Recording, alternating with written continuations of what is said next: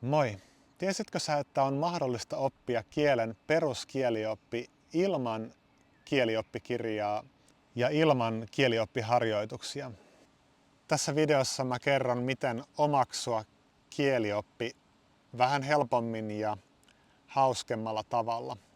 Mä en sano, että ei saa käyttää kielioppikirjaa, mutta on tärkeää ottaa huomioon tämä mahdollisuus, että kielioppia voi oppia luonnollisesti muun kielen opiskelun kautta.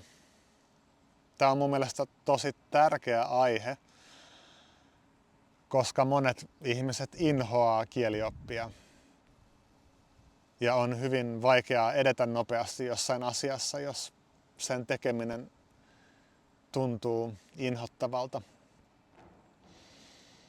Mä haluan, että me mietitään hetki tätä kysymystä, joka voi kuulostaa vähän tyhmältä. Mitä vieraan kielen opiskelu on? Mitä vieraan kielen opiskelu on? Onko se pääosin kielioppisääntöjen opettelua? Mä väitän, että kielen opiskelu on kuitenkin pääosin sanojen ja lauseiden keräämistä. Se on kaikista isoin homma. Jos me halutaan pystyä käymään ainakin jonkinlaisia pidempiä keskusteluja, niin me tarvitaan todella merkittävä määrä sanastoa ja lauseita. Ja meidän pitää osata sanoa ainakin osa niistä suht nopeasti ja automaattisesti. On tärkeää myös miettiä, että kuinka suuri osuus opiskelusta on kieliopin opiskelua ja kuinka suuri osuus on sanaston ja lauseiden ja muun kielen omaksumista. Mä väitän, että suurin osa opiskelusta pitää olla kuuntelua ja lukemista, eli sitä sanaston keräämistä. On myös hyvä kirjoittaa ylös paljon esimerkkilauseita. Mä haluan, että me tehdään pieni ajatusleikki. Sanotaan, että sun ystävä muuttaa ulkomaille ja sä haluat, että sun ystävä on tietenkin onnellinen siellä uudessa kotimaassaan. Kumpi näistä on parempi skenaario? 1.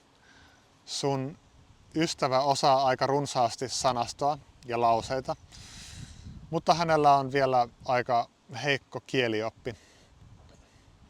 Skenaario 2.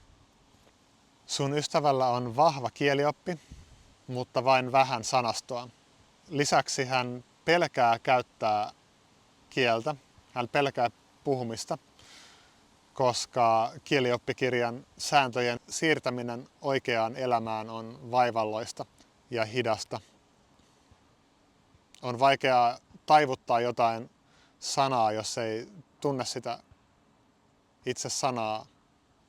Niin, kummassa skenaariossa on todennäköisempää, että sun ystävä löytää uusia ystäviä ja ehkä kumppanin? Ja kummassa on todennäköisempää, että hän löytää töitä? Mä olen itse suhteellisen kokenut kielenoppija. Mä puhun 5 kieltä, mukaan lukien mun äidinkieli suomi. 3 niistä mä olen oppinut aikuisena täällä mun kotimaassa Suomessa.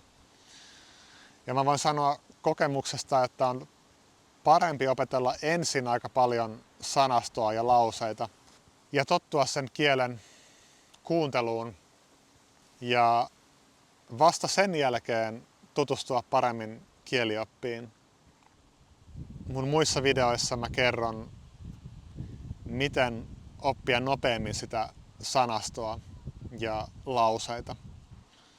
Ajatus, että kielioppi pitää hallita ensin ennen kuin voi alkaa kunnolla oppimaan sitä itse kieltä, kuulostaa ehkä aika loogiselta, mutta semmoinen lähestymistapa päättyy yleensä kyyneliin, koska nämä Kielioppikirjojen pitkät listat eri verbitaivutuksia voi näyttää aika pelottavilta ja siinä voi tulla semmoinen tunne, että en mä mitenkään pysty oppimaan tota valtavaa määrää eri taivutuksia. Mutta useimmat noista säännöistä voi oppia luonnollisesti, kun näkee paljon eri esimerkkejä. On hyvä muistaa, että joitain kielioppisääntöjä käytetään vain kirjakielessä, tai niitä käytetään tosi harvoin puhekielessä.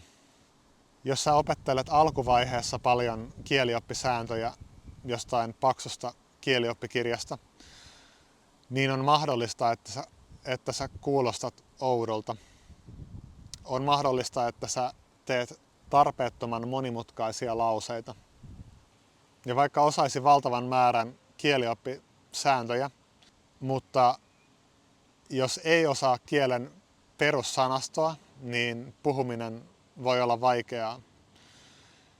Miten tutustua ihmisiin, jos ei tiedä yleisten ammattien nimiä? Pitää ehkä odottaa, että toi lentokone menee ohi. Puhuminen voi myös olla hyvin vaikeaa, jos ei tiedä, miten sanotaan esimerkiksi mä olen varma, että ja mä kuulin, että tai jos mä muistan oikein, niin kun alkaa käymään niitä ensimmäisiä keskusteluja vieraalla kielellä, niin on tärkeää olla avoin palautteelle. Ei se tietenkään aina tunnu kivalta, jos tekee virheen ja joku korjaa sua. Mutta kun sua korjataan, niin ne tilanteet jää yleensä aika hyvin mieleen.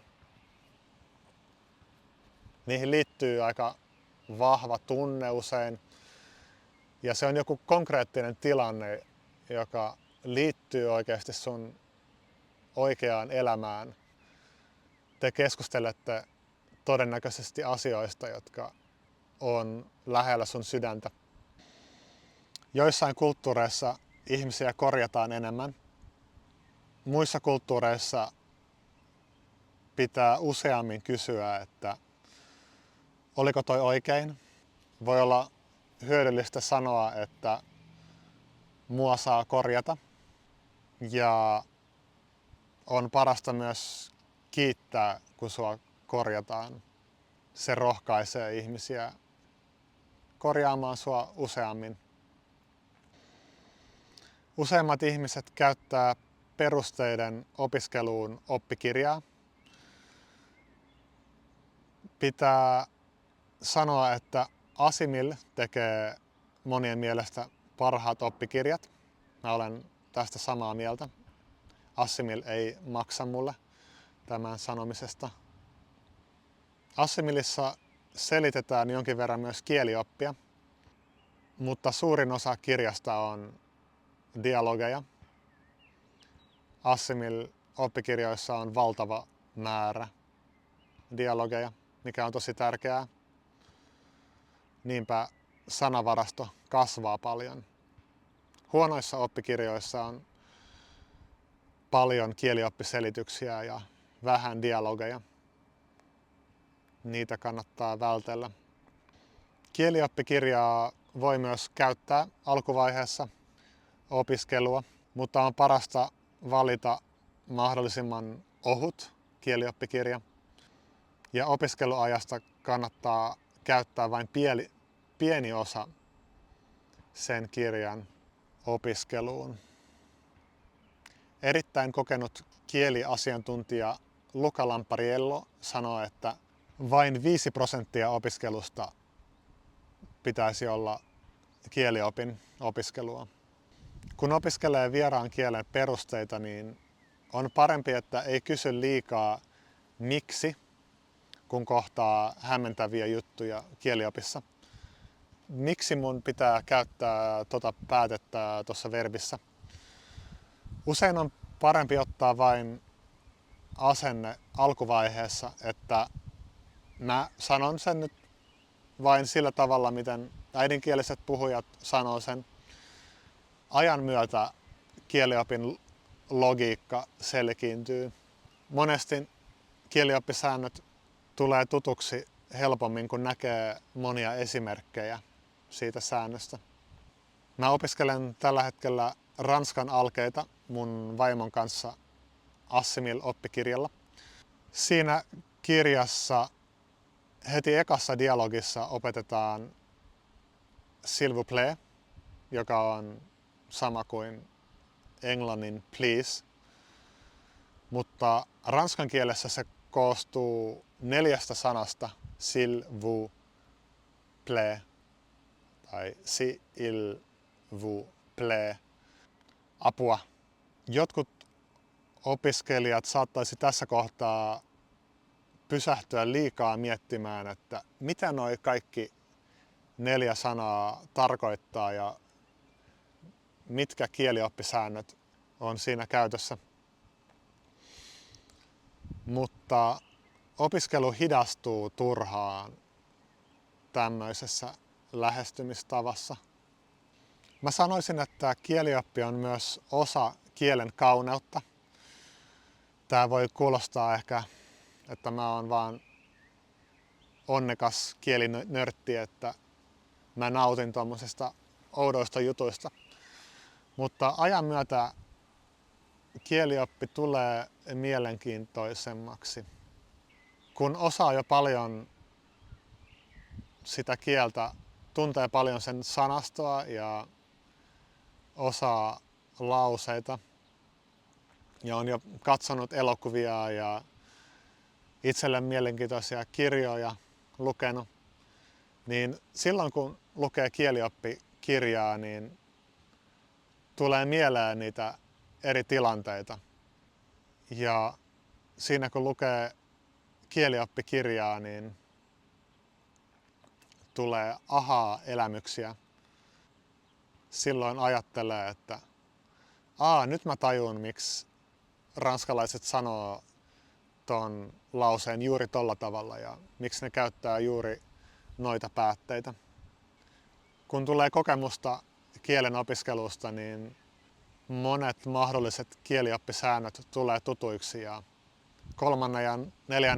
kielen kohdalla ajattelee usein jo, että tossa kielessä, minkä mä osaan jo, sanotaan se vähän samalla tavalla tai täsmälleen samaa kielioppisääntöä käyttäen. Kun tutustuu vieraan kielen kielioppiin, niin alkaa katsomaan myös oman äidinkielen rakennetta vähän eri tavalla. Se tekee myös opiskelusta hauskempaa. Lopuksi mä voisin muistuttaa myös, että vieraan kielen puhuminen on taito. Ja jos haluaa tulla hyväksi siinä, niin taitoa pitää käyttää oikeassa elämässä myös. Ei ole pakko puhua joka päivä sillä vieraalla kielellä. Mä tein hiljattain videon, jossa mä kerroin, että miten tehdä niistä ensimmäisistä keskusteluista helpompia. Mä suosittelen katsomaan sen myös. Nähdään taas. Moi moi!